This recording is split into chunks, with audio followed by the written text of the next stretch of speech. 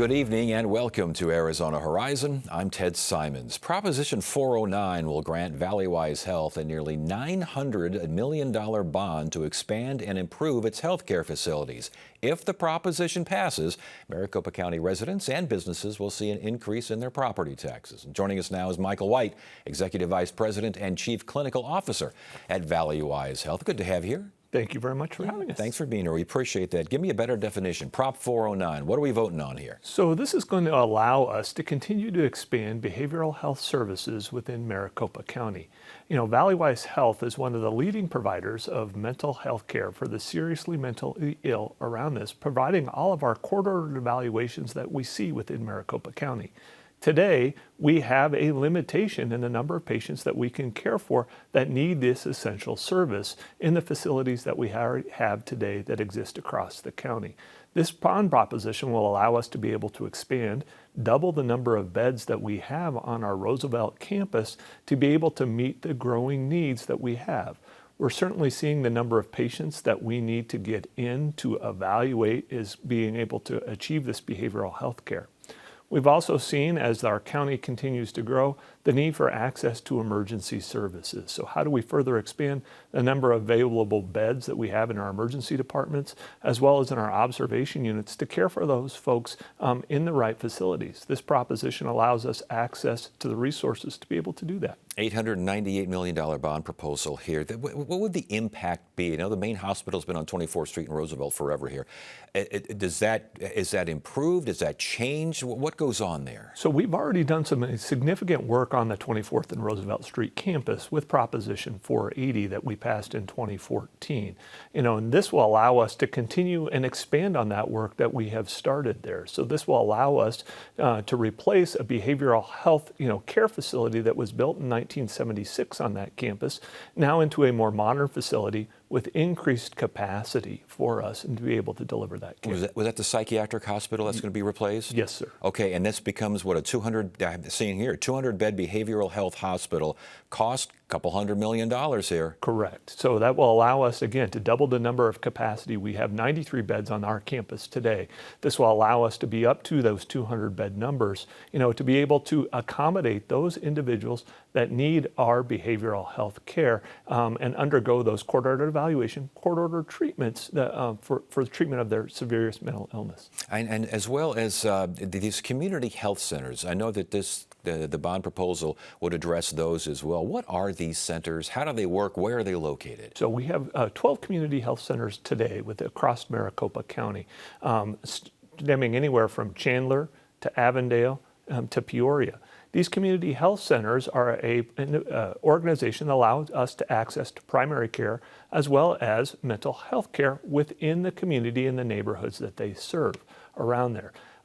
We will continue to expand our abilities to do that, specifically with Prop 409, be able to redo the facilities that we have in the south central location of Phoenix, as well as update the facilities that we have in Chandler. These community centers sound a little bit like urgent care facilities as opposed to the hospital on 24th. That makes sense? They're not urgent care facilities as much as primary care facilities. Primary care, okay. So which you would go to see your physician, whether you are seeing a pediatrician, whether you're seeing a family medicine physician, internist, but as well as being able to access, behavioral health care. And pediatric care is a focus here, is it not? Pediatrics continues to be a focus across the community. We have pediatricians in our community health centers to see our children, as well as we want to expand our ability to see those folks with, adolescents that may have behavioral health needs. And I'm seeing an added addition, I should say, of an outpatient surgery center. So on that 24th and Roosevelt Street campus as well, we want to be able to expand access to care. So we want to build ambulatory operating rooms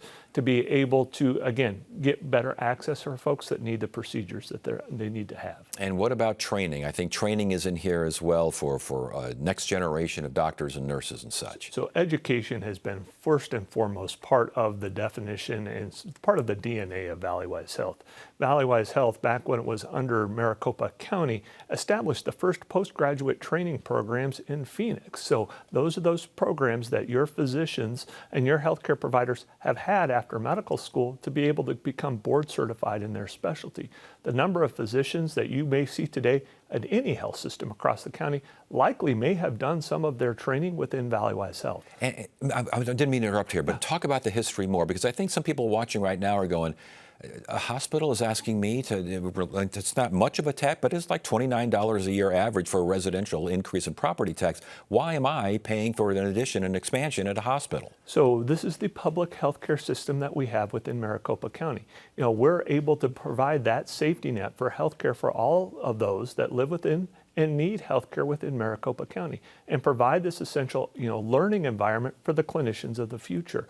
We've been able to continue, our legacy over the last 150 years of being able to provide healthcare to the citizens here within Phoenix, across the county. We want to be able to train those next generation of health professionals, so as we continue to grow, we have the needed resources to be able to have health care. And there have been court cases to ensure that that health care is provided by the county. Okay, I said $29 average per resident, maybe $295, $300 per business per year as far as an addition to the property taxes here. This is, I think, is this not the only countywide thing on that ballot? Is that true? Correct. This is the only countywide initiative that will be on the ballot this fall. Okay, is that a good thing or a bad thing? So this is, again, it demonstrates the need that we continue to have to make sure we have access to essential public health services as well as health care across the county. So this is, needed for us. We need to continue to do this work, and having this be able to come on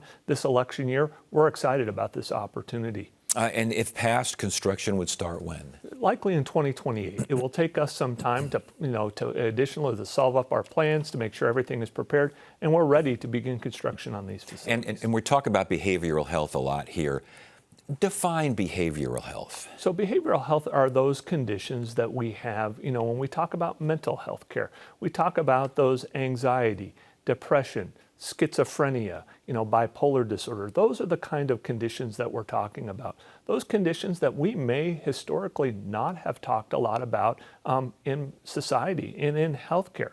We understand that people are now recognizing this more, are being willing to seek treatment more than they've ever had historically, and the demand for these services continues to rise, of those health professions, and want help to be able to manage these conditions. All right, again, it is Prop 409. It's an $898 million bond proposal on the ballot. And Michael White, Valleywise Health, it's good to have you here to help explain it and what's going on. And thank you for joining us. We appreciate it. Thank you very much.